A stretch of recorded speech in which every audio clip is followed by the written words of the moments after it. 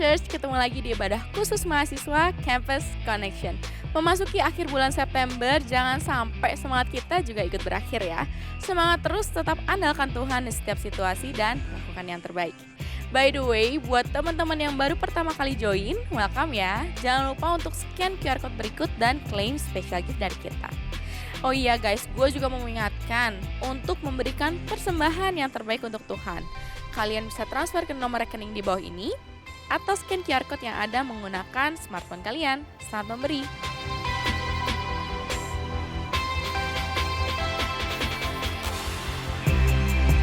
That's all pengumuman yang bisa gue sampaikan. Sekarang yuk siapin hati, pikiran, dan catatan kalian untuk beribadah. Stay happy, stay healthy, and see you next week. Bye-bye.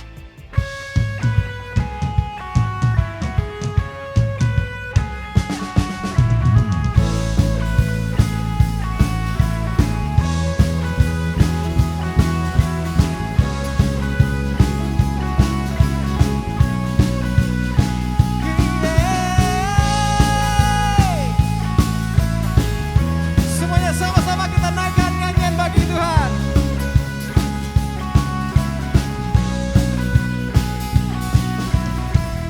Batu karang yang teguh, nah benteng dan perisaiku, yang menang kalahkan mau, penyelamat yang bangkit dan hidup. Haleluya, haleluya, Engkau mulia.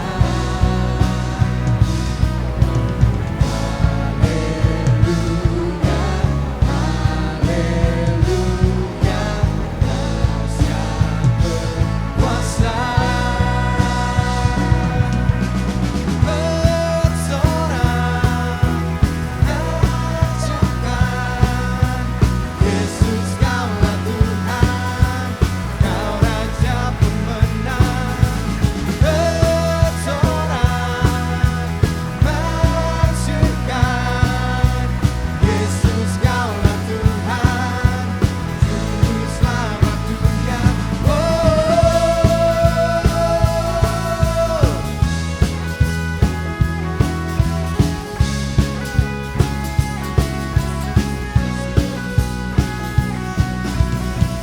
Yesus batu penjuru,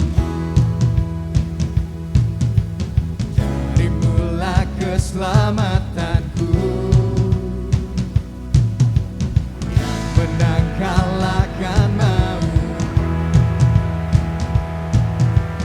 penyelamat yang bangkit dan hidup. Haleluya, haleluya, Engkau mulia. Haleluya,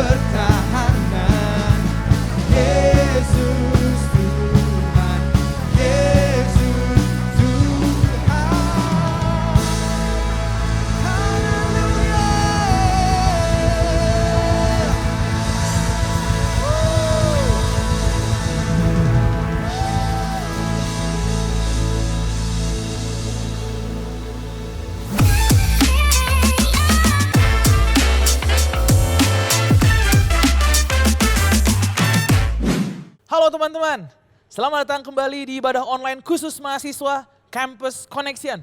Gak kerasa seminggu sudah kita lewati dan semoga kita semua tetap di dalam kondisi yang prima ya. Tetap semangat menjalani hari-hari kita karena kita tahu Tuhan yang hidup, Tuhan yang selalu menyertai kita semua. Ada amin? Sebentar kita akan memasuki pembahasan firman Tuhan.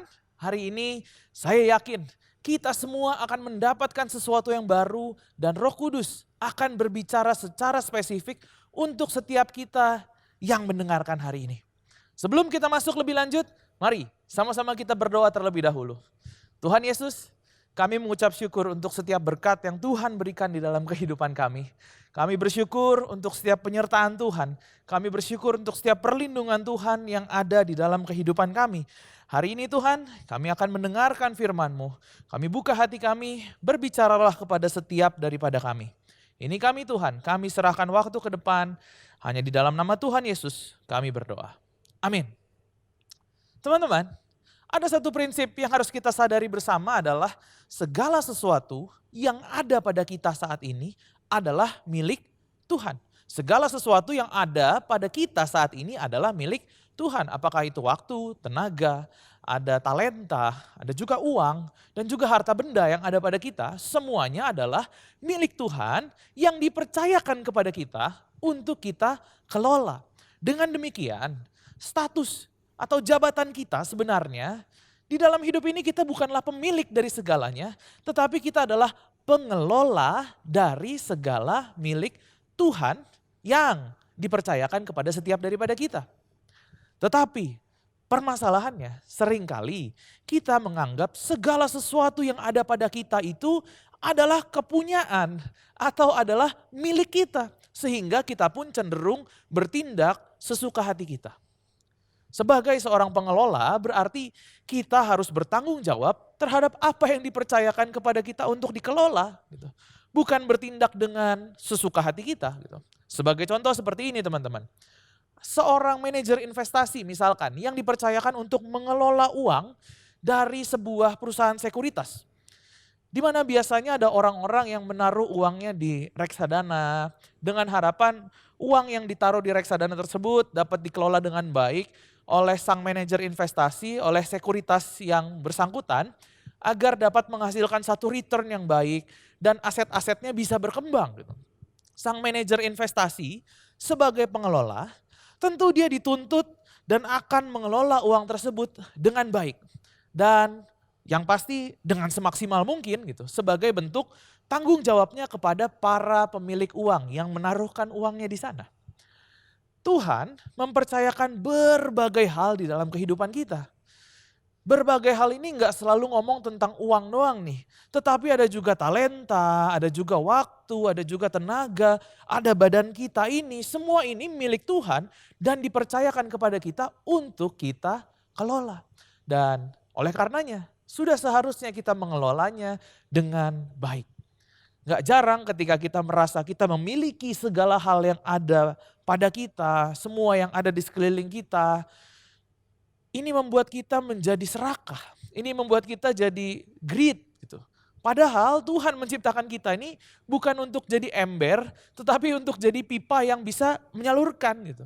Bukan hanya menyimpan untuk diri kita sendiri, tetapi justru kita bisa menjadi saluran-saluran berkat Tuhan bagi orang-orang di sekeliling kita. Tuhan memberikan sesuatu kepada kita bukan hanya untuk diri kita saja, tetapi dengan maksud juga agar kita pun bisa meneruskannya kepada orang lain. Hari ini kita mau sama-sama belajar obat dari keserakahan itu apa sih? Hari ini kita mau sama-sama belajar obat dari keserakahan itu adalah satu hal yang namanya murah hati. Banyak dari kita yang salah kaprah, kita malah seringkali jadi ember gitu. Kita bukan jadi pipa. Kita terima berkat Tuhan, kita terima anugerah Tuhan, kita terima semua yang dari Tuhan. Dan kemudian kita tampung sendiri gitu. Apalagi kalau misalkan sudah berkaitan dengan yang namanya uang gitu. Teman-teman apakah pernah mendengar statement ini? Semakin orang banyak harta, malah semakin pelit gitu. Karena firman Tuhan pun berkata demikian di dalam Matius 6 ayat yang ke-21. Sebab di mana hartamu berada, di situ juga hatimu berada. Apakah yang dimaksud dengan harta teman-teman? Tidak hanya uang, tetapi sesuatu yang berharga bagi kita. Kira-kira apa yang sangat berharga bagi kita saat ini? Banyak orang kalau ngomongin harta langsung merujuk ke uang, kepada materi. Ya, dan ini nggak salah gitu. Memang kita hidup butuh yang namanya uang, butuh yang namanya materi. Tetapi teman-teman, yang saya mau katakan hari ini, jika kita adalah seorang pengelola yang Tuhan percayakan, kita adalah seorang pengelola yang Tuhan percayakan untuk mengelola semua yang menjadi milik Tuhan. Tuhan gak pengen kita hanya menerima berkatnya dan hanya berhenti sampai di kita. Tuhan menciptakan kita untuk jadi pipa penyalur. Jadi berkat buat orang lain. That's why kenapa kita belajar yang namanya memberi. Wah, ini mah biasa nih. Kalau udah ngomongin memberi pasti ngomonginnya tentang uang nih. Pasti ngomongin persembahan atau enggak ngomongin persepuluhan nih. Teman-teman, hari ini poinnya bukan bicara tentang uang, bukan bicara tentang harta, bukan bicara tentang pemberiannya. Tetapi kita mau belajar sama-sama soal sikap hati kita di dalam memberi. Yang Tuhan inginkan bukan masalah uang kita, bukan masalah harta yang ada. Dia adalah Tuhan yang mempunyai semesta. Dia nggak butuh uang kita, dia nggak butuh harta yang ada, dia nggak butuh mobil kita. Tetapi yang Tuhan inginkan adalah hati kita. Tuhan mau lihat mana nih yang lebih berharga untuk kita, uang atau kita memandang pribadi Tuhan sebagai harta yang paling berharga yang kita miliki di dalam hidup kita ini. Karena sekali lagi Tuhan mau hati kita. Sebab di mana harta kita berada, disitulah hati kita berada. So hari ini kita akan sama-sama belajar tentang bagaimana seharusnya kita di dalam memberi. Kita sama-sama lihat ke dalam 2 Korintus pasal yang ke-9 ayat yang ke-6. Judul perikopnya disebutkan memberi dengan sukacita membawa berkat. Ayat yang ke-6. Perhatikanlah ini, orang yang menabur sedikit akan menuai sedikit juga. Dan orang yang menabur banyak akan menuai banyak juga. Di dalam versi bahasa Inggrisnya, di dalam versi NIV disebutkan seperti ini teman-teman. Remember this, whoever sows sparingly will also reap sparingly. And whoever sows generously will also reap generously. Prinsip yang pertama di dalam hal memberi, yaitu memberi dengan kemurahan hati. Atau give generously gitu. Dikatakan memberi dengan generous. Kita sama-sama baca lagi di dalam Alkitab kita. Satu kisah yang mungkin kita sudah pernah dengar. Kita buka di dalam Markus pasal yang ke-12. Ayat 41 sampai 44. Ayat 41. Pada satu kali Yesus duduk menghadap peti persembahan dan memperhatikan bagaimana orang banyak memasukkan uang ke dalam peti itu. Banyak orang kaya memasukkan jumlah yang besar. Ayat 42. Lalu datanglah seorang janda yang miskin dan ia memasukkan 2 uang tembaga, yaitu uang receh terkecil. Ayat yang ke-43, Yesus memanggil murid-muridnya dan berkata kepada mereka, sesungguhnya aku berkata kepadamu, janda miskin ini memberi lebih banyak daripada semua orang yang memasukkan uang ke dalam peti persembahan. Sebab mereka semua memberi dari kelimpahannya. Tetapi janda ini memberi dari kekurangannya semua yang dimiliki, yaitu seluruh nafkahnya. Teman-teman, yang harus kita lakukan saat kita memberi adalah kita memberi dengan satu kerelaan hati. Memberi dengan generous, seperti yang dilakukan oleh janda miskin ini gitu. Dia bukan menyisihkan uangnya sedikit untuk diberikan seperti yang dilakukan oleh orang-orang kaya yang lain gitu. Namun dia memberikan semua yang ada pada dirinya. Janda miskin ini memberikan the best part. Dia memberikan yang terbaik dari segala kekurangannya, dari segala kondisi yang ada di dalam hidupnya. Saat Tuhan memberkati kita dengan limpah, kita menerima berkat begitu banyak. Alasannya bukan untuk kita tampung sendiri. We receive more so that we can give more. Kita menerima berkat yang banyak dari Tuhan dan bahkan lebih banyak lagi sehingga kita bisa memberikan dengan lebih banyak lagi. Jadi naikkan standar kita dalam memberi teman-teman. Kalau kita dapat uang 10.000 misal, mudah bagi kita untuk kasih 1.000 atau kasih 2.000 gitu. Saat kita punya uang, kita pegang uang 100.000, masih mudah bagi kita untuk kasih 20.000 atau 30.000. Kenapa? Ya karena nominalnya masih kecil gitu. Tapi kalau kita mulai punya uang 1 juta, 10 juta, 100 juta.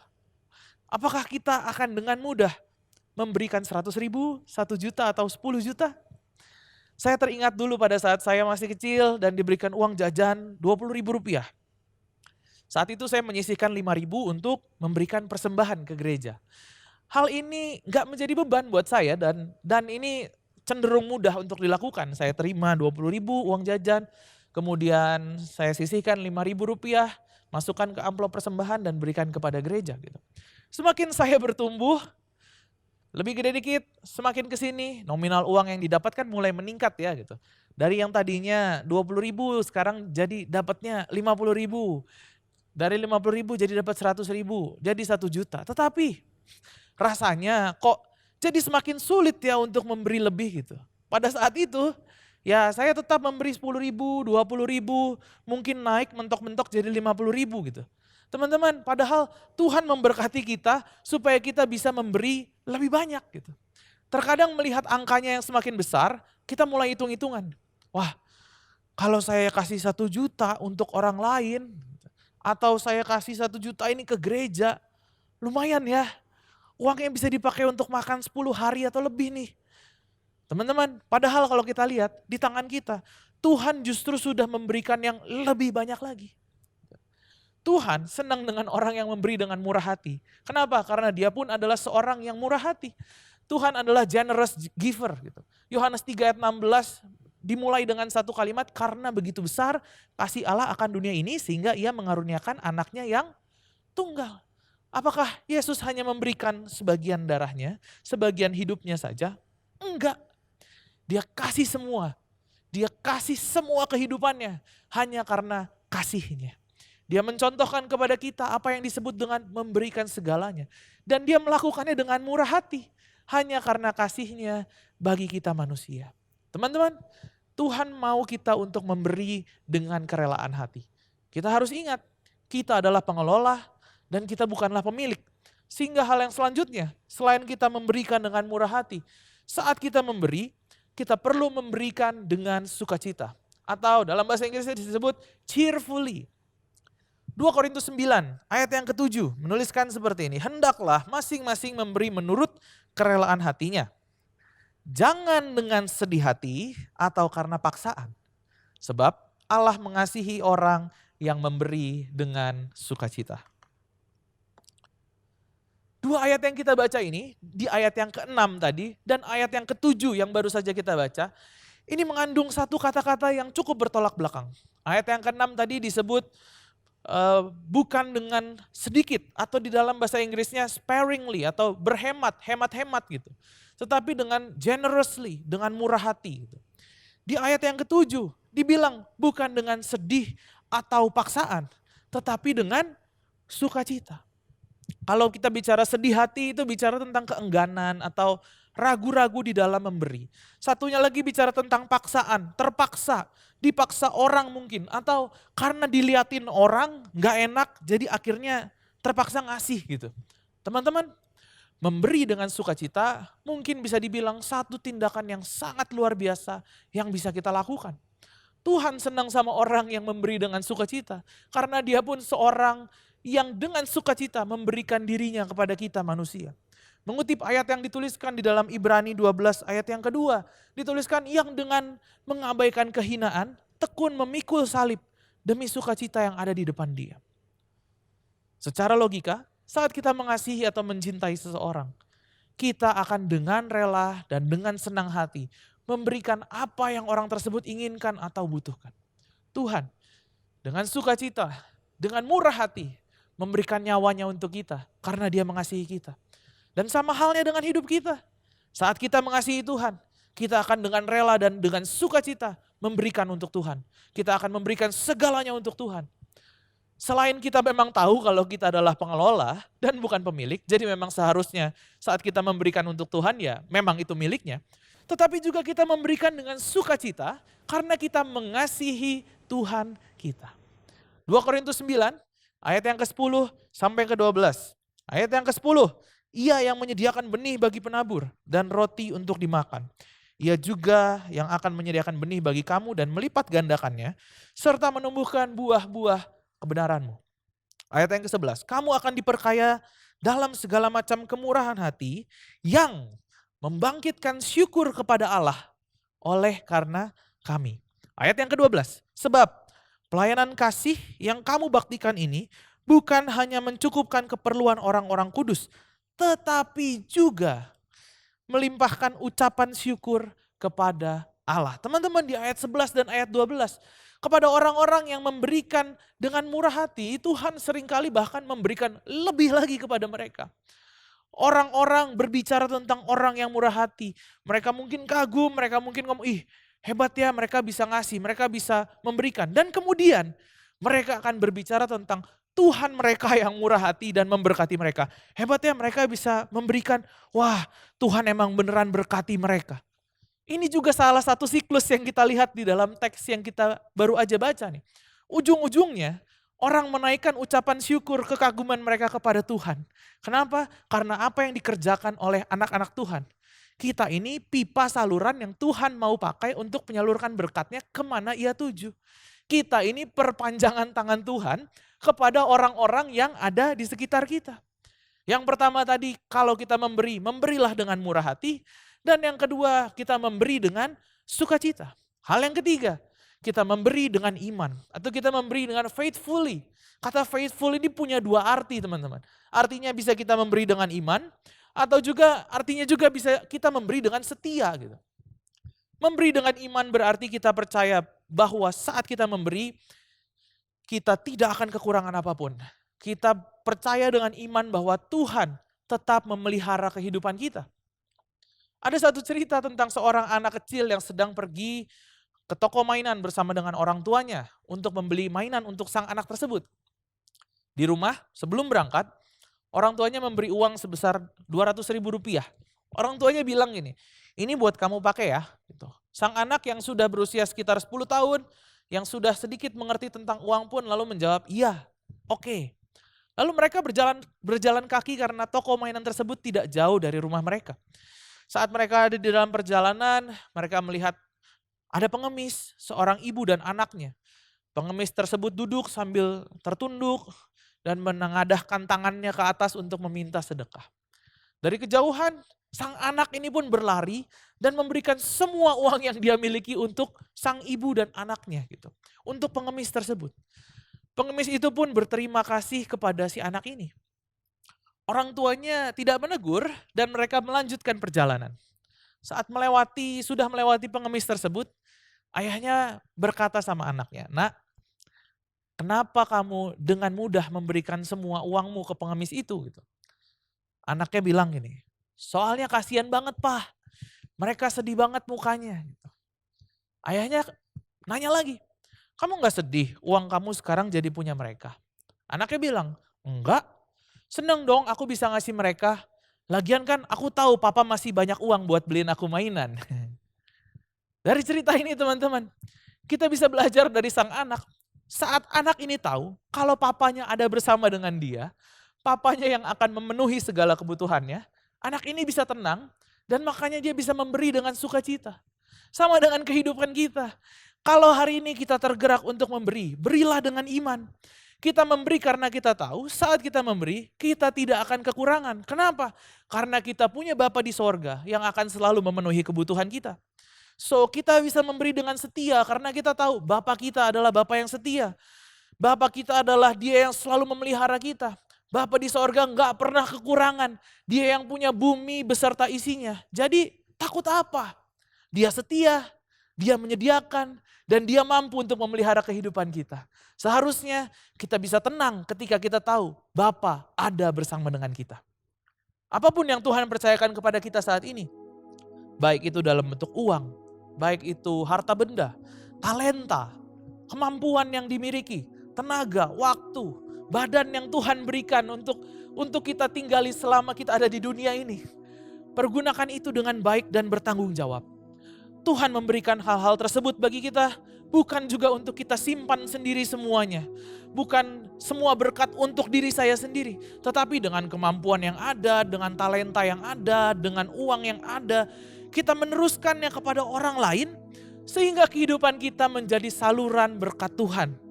Bukan sekedar kita terima dan kita tampung, bukan sekedar jadi ember. tetapi kehidupan kita menjadi satu saluran yang membagikan berkat Tuhan bagi orang-orang di sekeliling kita. Amin. Mari sama-sama kita berdoa. Kami bersyukur Tuhan untuk firman Tuhan yang sudah disampaikan. Tuhan, biar kami bisa menyadari di dalam kehidupan kami bahwa Tuhan adalah pemilik dari segala yang ada di dalam kehidupan kami. Biar kami menjadi seorang pengelola yang baik. Biar kami bisa mengelola semua yang Tuhan percayakan di dalam kehidupan kami ini dengan baik. Tuhan, ketika kami memberi, ajarkan kami biar kami bisa memberi dengan penuh kemurahan hati.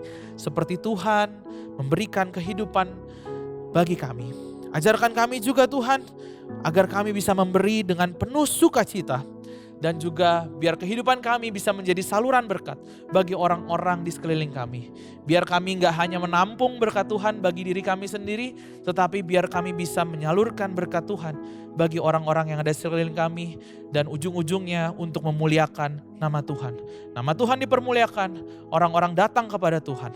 Terima kasih Tuhan, ini kami, ini kehidupan kami, pakai hidup kami. Dan hari ini juga hamba-Mu melepaskan berkat bagi teman-temanku dimanapun mereka berada. Tuhan yang memberkati kehidupanmu. Tuhan yang memberkati perkuliahanmu. Ada nilai-nilai yang terbaik yang Tuhan berikan di dalam perkuliahanmu. Ada dosen yang terbaik, ada teman-teman yang terbaik, mata kuliah yang terbaik. Semua Tuhan limpahkan di dalam kehidupanmu. Tuhan juga yang memberkati keluargamu. Ada pemulihan di tengah-tengah keluargamu. Ada relasi di tengah-tengah keluarga yang hangat. Ada kasih Allah yang nyata di tengah-tengah keluarga. Terimalah sukacita daripada Allah, damai sejahtera, dan penyertaan Roh Kudus yang senantiasa ada sampai selama-lamanya. Hanya di dalam nama Tuhan Yesus Kristus kami berdoa. Amin.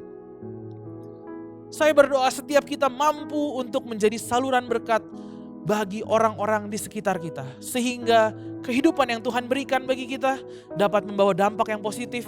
Dan terlebih lagi, nama Tuhan dipermuliakan lewat apa yang kita lakukan.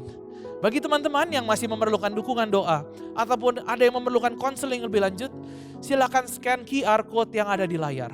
Ada para pendoa, ada para konselor yang siap untuk melayani teman-teman sekalian. Sampai jumpa di lain kesempatan. Tuhan Yesus memberkati.